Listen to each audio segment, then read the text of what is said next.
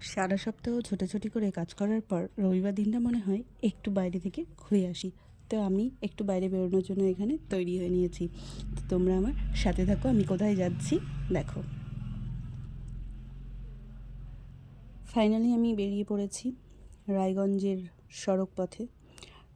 রাত্রে সত্যিই রাস্তাটা দেখতে খুবই ভালো লাগে, কিন্তু শিলিগুড়ি মোড়ের জ্যামে আটকা পড়তে আমার একটুও ভালো লাগে না। আমি সবসময়ই এই শিলিগুড়ি মোড়ে এসে আটকে যাই, কিন্তু আজকে আমার কপালটা হয়তো খুব ভালো ছিল যে আমি আজকে একটুও আটকাইনি, কিন্তু আর একটু হলে আমি হয়তো আটকা পড়তাম। আর এমন সময় আটকাতাম যে অনেকক্ষণ বসে থাকতে হতো আমাকে ওখানে। তো আমি এখানে চলে এসেছি গলা ভেজাতে, মানে কফি খেতে। আমি কফিটা আস্তে ধীরে খেয়ে নেবো, কারণ আমি গরম খাবার কখনোই খেতে পারি না, সেটা যেটাই হোক। তো আমি আস্তে ধীরে কফিটা খাওয়ার পর রাতে ডিনার করার জন্য আমি বিরিয়ানি নিয়ে নিয়েছি, কলকাতা হাজি বিরিয়ানি।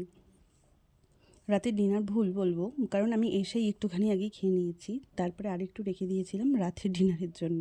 কারণ আমি জানি আমি পুরোটাই একসঙ্গে খেতে পারবো না, ফালতু নষ্ট হবে।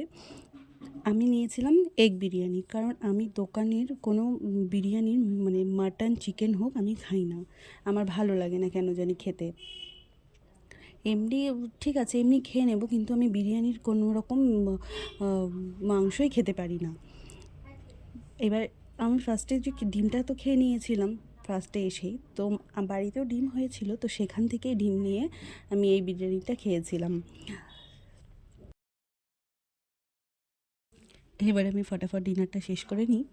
আর তোমরা আমার ভিডিওটা কেমন লাগলো অবশ্যই জানি, আর ভালো লাগলে একটা লাইক আর কমেন্ট করে দিও। Thanks for watching my video.